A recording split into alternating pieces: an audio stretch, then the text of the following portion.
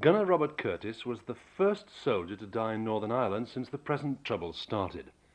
But a year and 7 months later, after the deaths of another 117 soldiers and 400 civilians, his death hasn't been forgotten. Scores of cards and presents arrived for the first birthday today of his daughter Jasmine.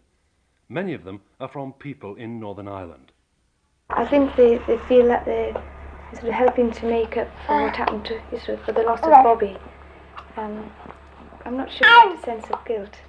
They feel responsible in some way, do they? I think they feel responsible. It's sort of that their own people have done, sort of killed Bobby, and what can they do to make amends, sort of thing. You're still in contact with a lot of soldiers' wives, aren't you? Yes. And what do they talk to you about? Most of the time, just newsy things. They don't often mention Belfast. If they mention Belfast, it's to say sort of their husbands are there, or just something like that. They don't really put on paper their fears. No. They'll say, sort of, he's in Belfast, I hope he's all right, and that's it. See, the thing that must surprise a lot of people is that when your husband was killed, he was the first and there was a tremendous amount of publicity. But now it appears just to be taken for granted that it's going to happen. I mean, how do wives feel about this?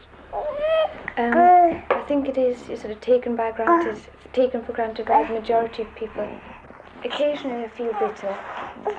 I think it has to, it sort of builds up inside, and you get very upset at times. But I don't like to dwell on the matter much because I don't want to sort of pass my feelings on to Jasmine.